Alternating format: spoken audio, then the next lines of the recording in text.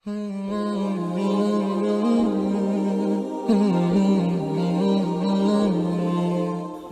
alaikum rahmatullahi wa barakatuh.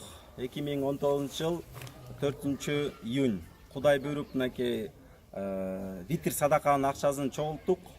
Кудай буйруса шарттарына карап аракет кылып атабыз. Шарияттагы шарттарына айт намазга чейин берилиш керек деген биз азыр көбүнчө ун менен алдык. Кээбилер ун 40 сомдон болду адам башына. Ашыкчасы менен беришти. Кудай буйруп мынакей бүгүнкү алган продукталарыбызды мынакей өзүңүздөр көрүңүздөр. Кудай буйруса мынакей Кара Көлдөгү муктаж адамдарга же жетим жесирлерге арналган витр садаканы Кудай буйруса берип атабыз. Бизге зекет менен келгендер бар. Зекет берип атышат. Жакында эле бир байкебиз келип 150 000 сом берди.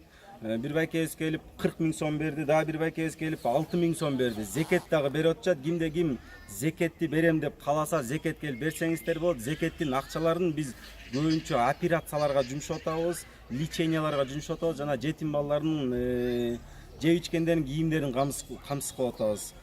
Кимде ким ушул бүгүнкү витр садакага өзүнүн салымын кошкон бир туугандарга Аллахым тынччылык берсин, аманчылык берсин. Кудай буйруса мынакей өзүңүздөр көрүп турасыздар. Бата кылышат, дуа кылышат. Ошонун дуанын баардыгы сиздерге тиешелүү. Дагы бир баса айтып кетчү нерсе бар. Биздин видео ролик тартканыбыздын себеби башка адамдарга үлгү болсун. Видео отчет аркылуу гана ушуну берип атабыз. Отчет жана башка адамдарга үлгү болсун. Россияда иштеген жердештерибизге дагы терең ыраазычылык билдиребиз. Россиядан бизге 40 000ден ашык акча которулду. Сомго айтканда 40 000ден акча которулду. Аллахым ушу Россияда иштеген, алыс жакта жүргөн боркер бир туугандарыбызды Аллахым жаман баледен, жаман кырсыздан коргосун. Үйлөрүнө аман эсен жетип келсин. Эмне максат кылса Аллахым ошо максаттарына жеткирсин.